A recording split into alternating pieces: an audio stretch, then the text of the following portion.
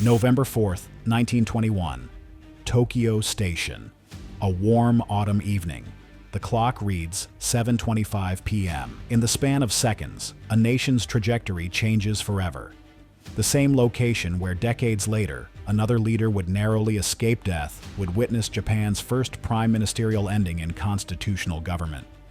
But this is just one chapter in a darker pattern that would echo across a century. From railway platforms to city streets, from bedroom chambers to campaign stages, the final hours of Japan's leaders reveal a history written in violence, ideology, and the collision between tradition and modernity. The morning of July 8, 2022 began like countless others for Shinzo Abe.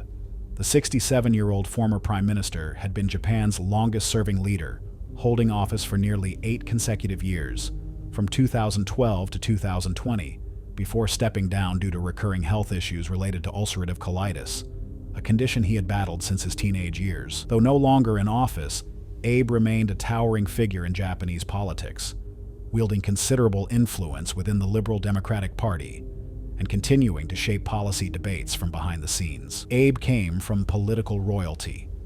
His grandfather, Nobusuke Kishi, had served as prime minister from 1957 to 1960 and had himself survived an attempt on his life. His father, Shintaro Abe, had been a prominent foreign minister. The Abe family represented the conservative mainstream of Japanese politics, and Shinzo had grown up understanding that public service was both a privilege and a burden. His political career had been marked by efforts to strengthen Japan's military capabilities, revise the post-war pacifist constitution, and elevate Japan's role on the world stage. He had forged close relationships with leaders like Donald Trump and Barack Obama, shepherding the first visit by a serving U.S. president to Hiroshima, and working to maintain the Japan-U.S. security alliance as the cornerstone of regional stability. His schedule for the day had changed at the last minute. Originally, Abe was supposed to deliver a campaign speech in Nagano Prefecture, supporting candidate Sanshiro Matsuyama. However, on July 7th, that event was abruptly canceled following allegations of misconduct related to Matsuyama. A new location was quickly arranged in Nara Prefecture, where Abe would speak in support of Kei Sato, an LDP councillor running for re-election in the upcoming House of Councillors election scheduled for July 10th. The change in venue was not widely publicized through traditional channels, though it was advertised on social media and announced by sound trucks in the area. Nara police and Sato's campaign staff inspected the site on the evening of July 7th. The head of the prefectural police approved the security plan just hours before the incident, though at least one prefectural assembly member later expressed concerns about the location, noting it made it easy to approach the former prime minister from surrounding streets. The morning unfolded without incident. Around 11:10 a.m. on July 8th, Kei Sato began speaking near Yamato Saidaiji Station in Nara. The location was an open street corner in front of the railway station, with pedestrian traffic flowing around the small crowd that had gathered. At 11:19 a.m., Abe arrived at the site. 10 minutes later, at 11:29 a.m., he began his speech. Abe stood on the street, dressed in a navy blue suit, addressing the crowd of perhaps 100 people. His security detail consisted of bodyguards from both Tokyo and Nara police forces. 4 bodyguards stood inside the guardrails near him, but the overall security arrangement was relatively light, typical for Japanese political events where gun violence is extraordinarily rare. At approximately 11:30 a.m., barely a minute into his speech, the first shot rang out. The homemade weapon, constructed by 41-year-old Tetsuya Yamagami, produced a loud bang but missed its target completely. In the crucial 2.5 seconds that followed, security personnel had a window to react, to shield Abe, to move him from the line of fire. That window closed before effective action could be taken. The second shot followed. This one found its mark. Yamagami had positioned himself about 7 meters away for the first shot, then moved to within 5 meters for the second. The makeshift firearm, cobbled together from pipes and electrical components, fired projectiles that struck Abe in the chest and neck. Abe collapsed immediately, his white shirt quickly staining with blood. Security guards rushed toward him as he lay on the pavement. The scene, captured on video by NHK and other media outlets present for the campaign event, would shock a nation unused to such violence. Emergency responders arrived within minutes. Abe was in a state of cardiac arrest, not breathing. his heart stopped. A medical helicopter was summoned, and at 12:20 p.m., approximately 50 minutes after the shooting, he arrived at Nara Medical University Hospital in Hara. The emergency department team, led by Dr. Hidetada Fukushima, immediately began working to save the former prime minister's life. What they discovered was catastrophic. The bullet had penetrated deep into his chest cavity, creating a large wound that had reached his heart. There was also a gunshot wound to his neck that had damaged a major artery, causing extensive bleeding. A team of 20 medical professionals worked desperately to stem the hemorrhaging. They administered massive blood transfusions, attempting to replace the blood loss that was draining Abe's life away. The doctors later described the wound as being deep enough to reach his heart, with major damage to the organ itself. Despite their efforts, they were unable to restore his vital signs. At 5:03 p.m. local time, nearly 6 hours after being shot, Shinzo Abe was pronounced dead. The cause was excessive bleeding from wounds that were simply too severe to repair. His wife Aki, who had rushed to Nara upon hearing the news, arrived at the hospital to find her husband of 35 years gone. They had no children, and Abe had often spoken of wanting to leave Japan as a prosperous, future-oriented country for younger generations. Meanwhile, Yamagami had been arrested immediately at the scene. He made no attempt to flee, remaining near the location of the shooting. During police questioning, he explained his motive had nothing to do with Abe's politics or policies. Instead, he harbored intense resentment toward the Unification Church, a religious organization with which Abe and his family had long-standing ties. Yamagami's mother had joined the church in 1998 and had gone bankrupt around 2002, which he attributed to donations made to the organization. Though Abe was not directly connected to his mother's financial troubles, Yamagami believed the former prime minister had promoted the church and decided to target him. The passing marked the first assassination of a former Japanese prime minister since 1936, and the first of any major political figure since 1960. In a country where annual firearm deaths typically numbered in single digits, where obtaining a gun license required extensive checks, the attack represented an almost inconceivable breach of social order. The security failures became the subject of intense scrutiny. Analysis revealed that 2.5 seconds elapsed between the first missed shot and the fatal second shot. In that window, experts concluded, bodyguards could have shielded Abe or moved him from danger. The security arrangement appeared inadequate, with only 4 bodyguards near Abe and no apparent crowd surveillance. Yamagami had been able to close to within 7 meters before the first shot, then 5 meters for the second. In the days following, the heads of multiple police agencies resigned. Commissioner General Itaru Nakamura, the Nara Prefectural Police Chief, and the National Police Agency's Security Bureau Director all stepped down. The National Police Agency acknowledged failures in on-site response, security setup, personnel deployment, and fundamental procedures. The investigation into Yamagami revealed a troubled background.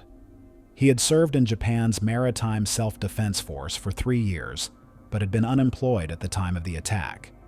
His grievance centered on the Unification Church, a religious organization founded by Sun Myung Moon in South Korea. Abe's family had long-standing ties to this group, dating back to his grandfather Kishi. Yamagami's mother had joined the church in 1998 and went bankrupt around 2002, which he attributed to donations to the organization. Though Abe had no direct role in his mother's financial troubles, Yamagami saw the former prime minister as a symbol of the church's influence in Japanese society.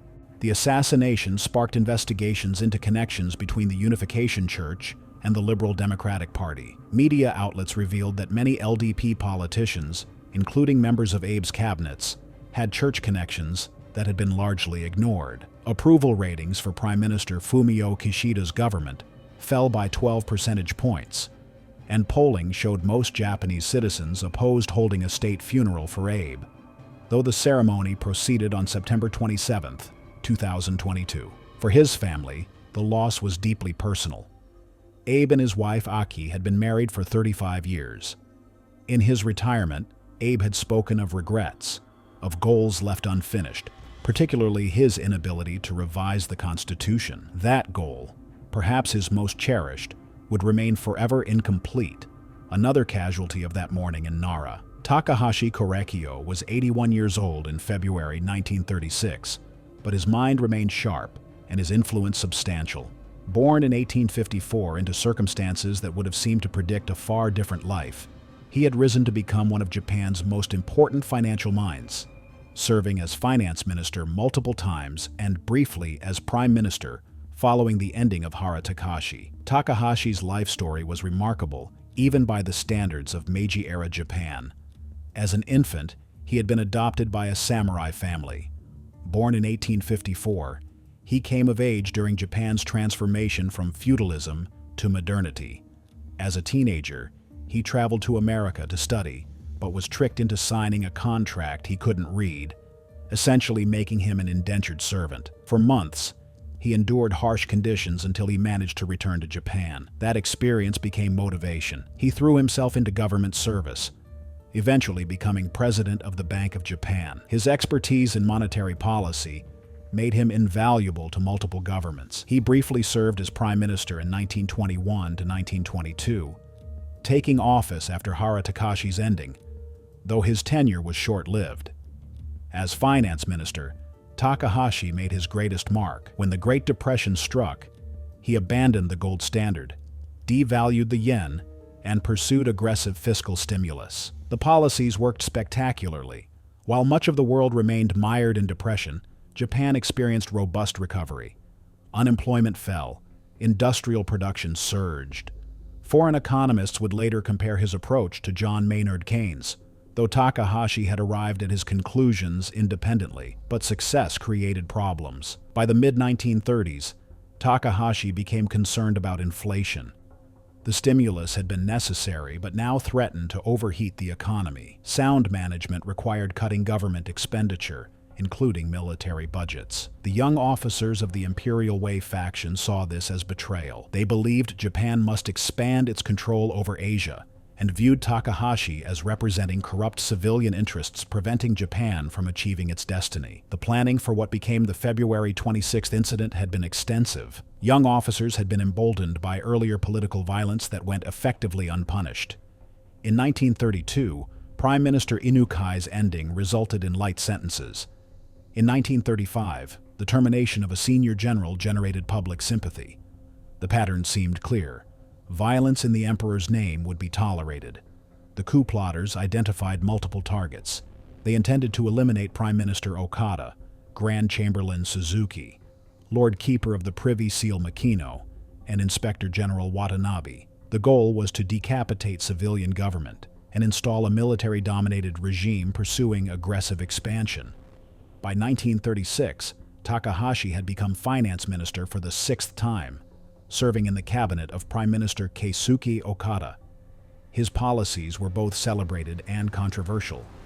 He had taken Japan off the gold standard, implemented inflationary measures to stimulate the economy, and achieved remarkable success in reviving Japanese prosperity during the depths of worldwide economic crisis. But there was resistance to his approach, particularly from certain quarters of the military. Young army officers, members of what was known as the Imperial Way faction, were growing increasingly frustrated with civilian leadership.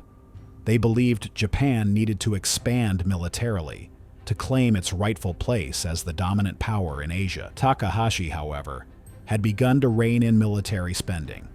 Having successfully used government expenditure to stimulate the economy, he was now attempting to prevent runaway inflation by cutting back on the military budget. For the young officers planning what would become known as the February 26th incident, this made him a traitor to Japan's imperial destiny. The night of February 25th, 1936 brought heavy snow to Tokyo. By the early morning hours of February 26th, the city was blanketed in white. The snow reminded some of the Sakuradaman incident of 1860, when political activists had ended the life of the shogun's chief advisor in the name of the emperor. For the rebel officers, it seemed like an auspicious sign. Takahashi lived in a comfortable Western-style house in Aoyama, in a neighborhood that today sits next to the Canadian Embassy. On that cold morning, he was asleep in his bedroom, unaware that approximately 1,400 soldiers from various Tokyo regiments were on the move, divided into groups to strike multiple targets simultaneously across the city. At 5 a.m., the attacks began. While other groups moved against Prime Minister Okada, Grand Chamberlain Suzuki, and others, 120 soldiers from the 3rd Imperial Guard under 1st Lieutenant Motowaki Takahashi marched through the snow-covered streets to Takahashi's mansion. The servants were awakened first. Half the force broke into the house while the officers made their way through the rooms. They found Takahashi's bedroom on the 2nd floor. He was still in bed, deeply asleep. The 81-year-old finance minister never woke up. The officers fired their weapons at point-blank range. Takahashi's body was hit by bullets 47 times, though accounts vary on the exact number. He passed instantly, without ever knowing what had happened or why. His wife was in the house, but was not harmed. The soldiers, having completed their mission, departed as swiftly as they had arrived. Takahashi's body remained in the bedroom where he had spent his last night alive, a man whose expertise had saved Japan's economy, but whose resistance to military spending had marked him for termination by those who believed violence could reshape the nation. The February 26th incident would fail. Emperor Hirohito, furious at the coup attempt, ordered the military to suppress the rebels. After 3 days of standoff, the rebel soldiers surrendered. The ringleaders were executed, and the Imperial Way faction was purged from the army.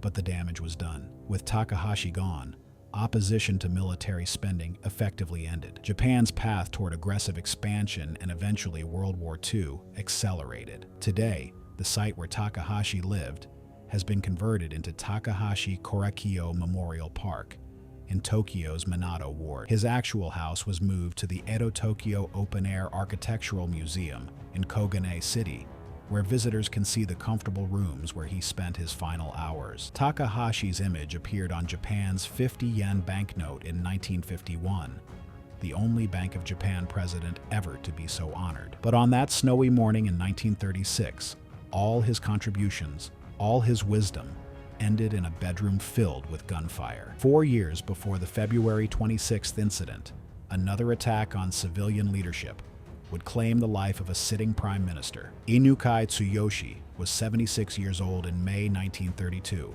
Japan's second oldest serving prime minister at that time. He had spent decades in politics, fighting for parliamentary democracy and civilian control over military decisions. Those battles would cost him everything. The early 1930s were turbulent years in Japan. The Great Depression had devastated the economy. Radical groups were gaining influence, both within the military and in civilian society.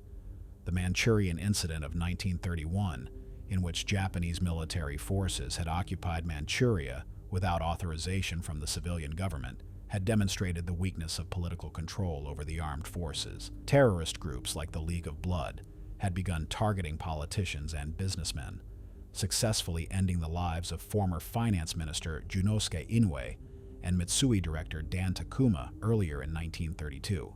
Inukai had become prime minister in December 1931, inheriting a cabinet divided between ultra-rightist military figures like Army Minister Sadao Araki and liberal politicians like Finance Minister Takahashi Korekiyo. With no majority in the Diet and facing hostile factions on all sides, Inukai struggled to maintain control. His efforts to limit military deployments to China and to negotiate peace during the Shanghai Incident drew intense criticism from militarists and ultranationalists who believed Japan's destiny lay in imperial expansion. On January 8, 1932, a Korean independence activist named Lee Bong-chang had attempted to eliminate Emperor Hirohito in what became known as the Sakura Damen incident. He had thrown a hand grenade at the emperor's carriage. Though the emperor was unharmed, the attack sent shockwaves through the government. Inukai and his cabinet offered their resignations, but Hirohito refused them to downplay the incident. The close call increased tensions and emboldened those who saw violence as legitimate politics. The economic crisis continued to fuel discontent. Many rural areas remained desperately poor.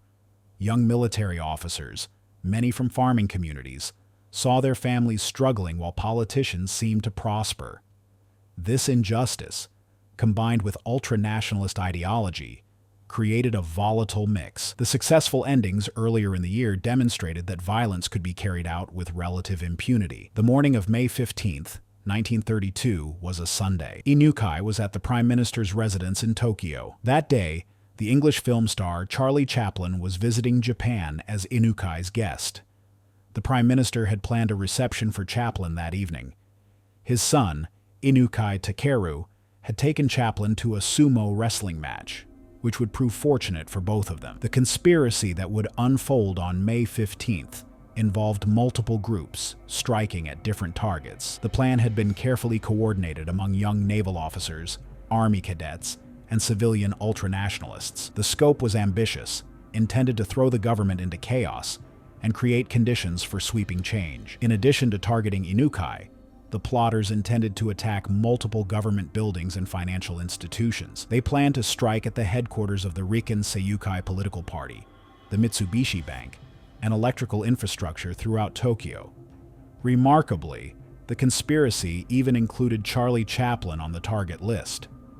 The plotters believed that harming or ending the life of the beloved American film star, who was visiting Japan as Inukai's guest, would provoke war with the United States. In their twisted logic, such a war would unite Japan and lead to what they called a Showa restoration that would eliminate corrupt civilian politicians and return genuine power to the emperor. The morning unfolded with Inukai unaware of the danger. His son Takeru had taken Chaplin to a sumo wrestling tournament, a decision that would save both their lives. Security at the Prime Minister's residence was light, standard for the era. Shortly after 5 p.m. on May 15th, 11 junior naval officers approached the residence. They wore their uniforms, and their military bearing helped them gain initial access. Once inside the gates, they overwhelmed the guards. Most were barely 20 years old, young men who had convinced themselves that political murder was necessary for Japan's salvation. They found Inukai in a room with associates. At 76 years old, he understood immediately what was happening, but he believed in the power of reason. Even facing armed men, he attempted dialogue. According to accounts, he said words to the effect of if they would talk, they would come to understand each other. It was a plea for dialogue, for the democratic principles he had fought for. In Inukai's worldview, even the most serious disagreements could be resolved through discussion. The leader responded with devastating brevity, declaring that dialogue was useless. These men had not come to talk. They opened fire immediately. Multiple gunshots rang out. Inukai, struck by several bullets, collapsed. He was gravely wounded, but did not pass instantly. The officers left him there as they continued their broader attack plan. Other conspirators were simultaneously attacking targets throughout Tokyo, throwing grenades into the Mitsubishi Bank headquarters, attacking electrical stations, and assaulting Inukai's party headquarters. When police and medical personnel reached Inukai, he lingered for some time before passing. His final words, that desperate appeal for dialogue, went completely unheeded. For Inukai, who had built his career on the premise that democracy required dialogue, it was a bitter end. The aftermath of the May 15th incident revealed something deeply troubling about Japanese society at that moment in history. The 11 officers were court-martialed, but during their trial, they used the proceedings as a platform to proclaim their loyalty to the emperor and to call for government and economic reforms. Their rhetoric found sympathetic ears across the nation. The court received 110,000 clemency petitions, many signed in blood, from citizens pleading for lenient sentences for the men who had taken the prime minister's life. In one disturbing display, 9 young men from Niigata sent the court a jar containing their own severed pinky fingers, pickled as a gesture of their sincerity in requesting mercy for the convicted individuals. The punishment handed down by the court was extraordinarily light. The press openly speculated that the convicted men would be released within a couple of years. The May 15th incident marked the effective end of civilian control over the Japanese government. No political party would hold real power again until after World War II. The military and ultranationalist factions had demonstrated that violence worked, that the public would support those who claimed to act in the emperor's name, and that democratic principles could be swept aside. Inukai's final plea for dialogue would echo as a tragic symbol of democracy's failure in 1930s Japan. 15 years before the crisis of the 1930s, Japan had seemed to be moving in a different direction. The period known as Taisho democracy had seen the gradual expansion of political participation and the strengthening of parliamentary government. At the center of this progress stood Hara Takashi, Japan's first commoner prime minister, who had risen through merit rather than aristocratic birth. The evening of November 4th, 1921, was warm for autumn in Tokyo. Hara Takashi, 65 years old, prepared to travel from Tokyo to Kyoto to attend a conference of his political party, the Rikken Seiyukai. He had been prime minister since September 1918, leading Japan's transition into the post-World War I era and presiding over what historians would call the beginning of Taisho democracy, a period of relative liberalization in Japanese politics. Under his leadership, Japan had participated in the Paris Peace Conference as one of the victorious Allied powers, joined the League of Nations as a permanent member of its council, and gained control over former German territories in China and the Pacific. He had worked to moderate Japan's policies in the recently annexed Korea, easing some of the harshest repressive measures, and to build closer relations with the United States and Western powers. Hara's path to power had been unusual. Unlike most Japanese leaders of his era, who came from the domains of Satsuma or Choshu that led the Meiji Restoration, Hara came from the northern Tohoku region. His family's domain had fought against the Meiji government during the Boshin War, making them former enemies. This outsider status marked him throughout his career. Hara turned this into an advantage. At age 19, he registered himself as a commoner rather than shizoku, the special class for former samurai families. This was extraordinary in status-conscious Japan. He repeatedly refused ennoblement, believing aristocratic titles would alienate him from ordinary citizens. His political philosophy emphasized merit over birth. He built the Seiyukai into a formidable political machine. His nickname, the Commoner Prime Minister, signaled that Japan was moving toward parliamentary democracy, where ability determined leadership. His foreign policy had been generally pro-Western. He believed Japan's future lay in cooperation with Britain and America, in the international system created after World War I. He had worked to restrain military spending, creating enemies among army officers who wanted increased budgets. The Washington Naval Conference was underway, with Japanese delegates negotiating naval limits. Hara supported these negotiations, but hardline nationalists viewed them as weakness. There had been warning signs. Since February 1921, Hara had received threatening letters. The imperial household and right-wing groups were at odds over Crown Prince Hirohito's engagement, and Hara was caught in the middle. The threats were serious enough that on February 20th, 1921, Hara wrote his will. Yet he continued his work, continued traveling, continued engaging with the public. As he prepared to leave his residence that evening, his wife urged him to take a coat. It was a simple domestic moment, the kind that happens in households everywhere. But Hara, noting the warmth of the evening, told her he didn't need one. He bid her farewell, neither of them knowing those would be their final words to each other. Around 7 p.m., Hara arrived at Tokyo Station accompanied by approximately 20 members of his party. The station was busy, as train stations always are in the evening hours, with travelers coming and going on various journeys. To avoid the crowds and prying eyes that followed a man of his prominence, Hara and several members of his entourage went to the station master's office to wait for the 7:30 p.m. sleeper train that would carry them to Kyoto. At 7:25 p.m., as Hara was being escorted toward the ticket gate under the direction of station manager Yoshikazu Takahashi, a young man suddenly burst from the crowd. His name was Nakaoka Konichi, and he was 19 years old. He worked as a railway switchman at Otsuka Station, operating the mechanisms that guided trains onto different tracks. Nakaoka carried a short sword. Without hesitation or warning, he rushed at the Prime Minister and thrust the blade into Hara's right chest. The attack was swift and brutal. Hara collapsed immediately, blood spreading across his shirt. Members of his entourage and station attendants rushed to subdue Nakaoka, pinning him to the ground, but the damage was done. Hara Takashi, Japan's first commoner prime minister, the man who had seemed to be guiding the nation toward lasting democratic governance, was passing. Medical help was summoned, but the wound was fatal. He was pronounced deceased within minutes.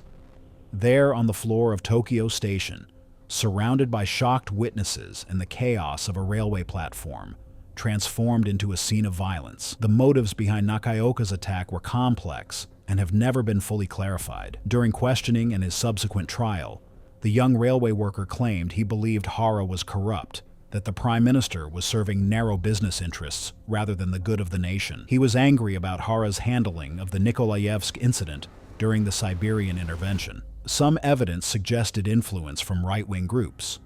Though connections were never definitively proven, there were also murky political currents involving the imperial court. At that time, there was controversy over Crown Prince Hirohito's engagement to Princess Yoshiko. Hara had received threatening letters starting in February 1921 from right-wing elements who supported the engagement and viewed Hara's supposed opposition as betrayal. Hara had even written his will on February 20th, 1921, suggesting he was aware of threats to his life. Whether this controversy directly motivated Nakaoka remains uncertain.